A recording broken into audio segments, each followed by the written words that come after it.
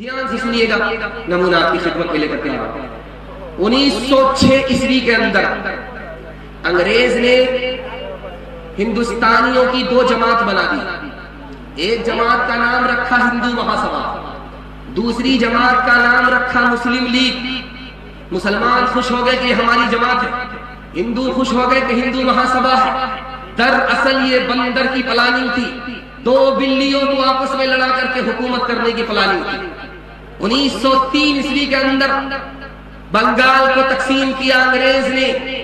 مقصد کیا تھا؟ جب مسلمانوں نے اعتراض کیا تو اعتراض کو اس طرح جواب دیا گیا اعتراض کا کہ ہم نے بنگال کو تقسیم اس لیے کیا ہے تاکہ مسلمان کی تعداد وہاں زیادہ ہو اور مسلمان بہتر طریقے سے حکومت کرے۔ تعداد کے نام پر آج تک ہندو مسلمان سے جھگڑا نہیں ہوا تھا۔ 1903 کے بعد ہندو مسلمان سے جھگڑا کرنے لگا اور مسلمان کا ہندو سے جھگڑا ہوا تعداد کے نام۔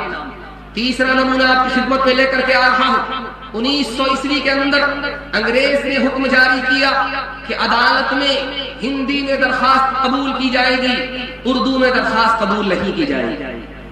اب ایک طرف سے مبارکبادی کے جلسے ہوئے، دوسری طرف سے ماتم اور مذمت کے جلسے ہوئے۔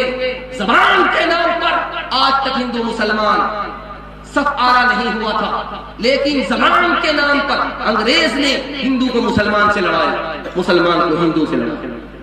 مہاتما گاندھی جی سے کہا گیا 1947 میں کہ مسلمانوں سے کہیے کہ ہندوستان چھوڑ کر کے پاکستان چلا جائے، تو مہاتما گاندھی جی نے کہا میں کس منہ سے کہوں گا مسلمان کو کہ ہندوستان چھوڑو پاکستان جاؤ، جب ہندو سو رہا تھا تو مسلمان ہی جاگ رہا تھا۔ مہاتما گاندھی جی سو رہے تھے، شیخ الہند جاگ رہے تھے اور جگا رہے تھے۔ ان کے احسان کی مرہون منت یہ ملک آزاد ہوا ہے، میں کس منہ سے کہہ سکتا ہوں کہ اس ملک کو چھوڑ کر کے چلے جاؤ۔ جواہر لال نہرو جی نے غیر مسلموں سے کہا کہ مسلمانوں کا کچھ احسان تمہیں یاد رہے یا نہ رہے، یہی بہت بڑا احسان تم کو ماننا پڑے گا کہ ایران کو جو ترقی حاصل تھی اپنے دور میں مسلمانوں کی برکت سے ہندوستان کو وہ ترقی حاصل ہوئی۔ اور جانتے ہیں کیوں؟ جس دن شاہجہاں کرسی پر بیٹھا تھا حکومت کرنے کے لیے، اس ہندوستان کو کتنا مالا مال مسلمانوں نے کیا، یہ دکھانے کے لیے جا رہا ہوں تاریخ کے حوالے سے۔ جس وقت شاہجہاں کرسی پر بیٹھا حکومت کرنے کے لیے پہلا دن تھا تو انعام تقسیم کیا۔ انعام میں کیا بانٹا؟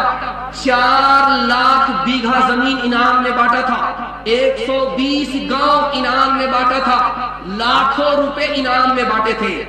یہ راجا ہندوستان کے ہو کر کے رہ گئے، باہر سے آئے، ہندوستان کو وطن بنایا اور پیبند خاک ہو گئے، کچھ لے کر کے نہیں گئے بلکہ ہندوستان کو مالا مال کر کے چلے گئے کہ بیٹھتے ہیں کرسی پر، پہلا دن ہوتا ہے 120 گاؤں انعام میں تقسیم ہوتا ہے، 4 لاکھ بیگھا زمین انعام میں تقسیم کی جاتی ہے۔